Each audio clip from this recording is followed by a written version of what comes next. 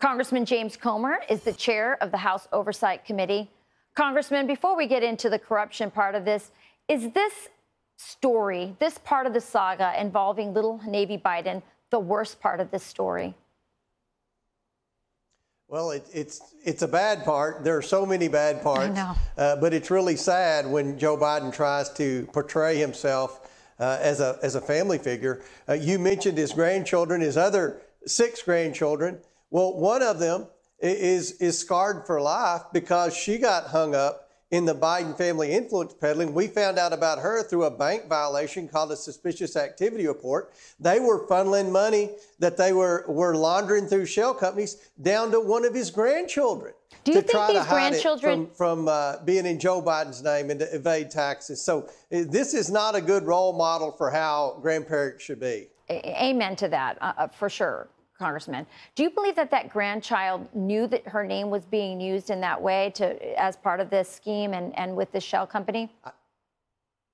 I do not. But I will tell you, when that poor girl goes to get a mortgage or apply for a credit card, she's going to have problems because she has a bank violation, a major bank violation. She's always going to have to hire an attorney to help explain the financial situation through probably no fault of her own. I mean, she was in college. She wasn't doing some kind of shenanigans with a Romanian foreign national. This is how the Biden family operates. And what becoming more evident every day, Joe Biden did use Hunter to be the fall guy in case anything happened. And he's always told his son, according to everyone that we've interviewed who had anything to do with the Biden family influence peddling, that don't worry, son, you're a Biden and I'll keep you out of trouble. And thus far, he's been able to do that. Well, so then am I right? I mean, my theory is that Joe Biden keeps Hunter very close because he's afraid of him. He knows that he's volatile and resentful and angry and unstable. I think,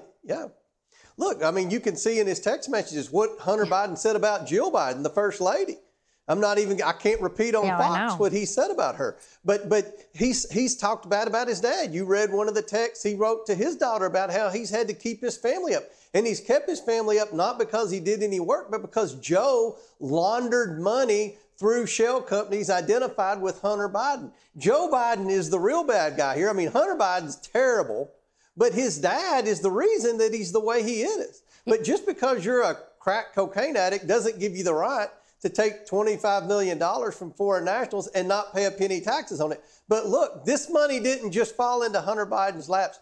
It's because of Joe Biden. The evidence is more apparent every day. And to listen to Joe Biden talk about family values, or to listen to Joe Biden talk about criminal justice reform or policy where he wants to hire more IRS employees to go after tax cheats or have more gun laws to go after people that possess firearms, and his own son pled guilty to 2 tax evasion charges and 1 illegal possession of firearms. I mean, this is a terrible example of leadership in the White House, and surely to goodness, the American people are seeing that, and we can get fresh new leadership next year in the presidential election. I have one last question for you, Congressman.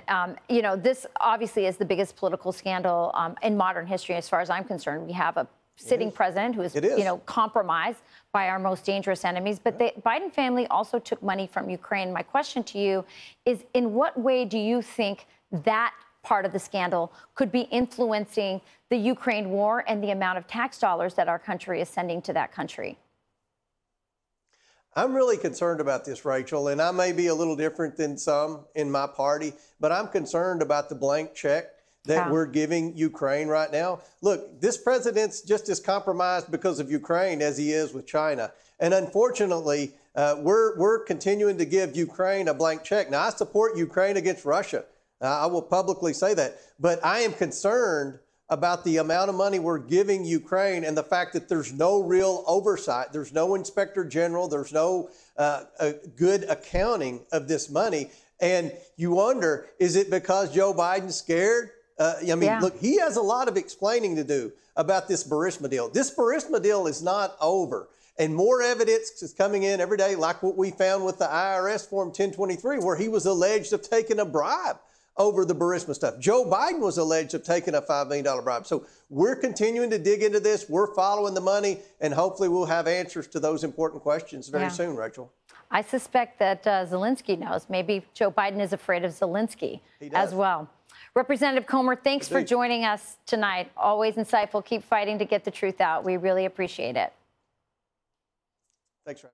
Okay. Hi, everyone. I'm Brian Kilmeade. I want you to do me a favor. I want you to click to subscribe to the Fox News YouTube page. This is the only way that I know for sure that you're not going to miss any great commentary, any great news bites, any great interviews coming your way on Fox. You can get it all here on YouTube. So subscribe right now.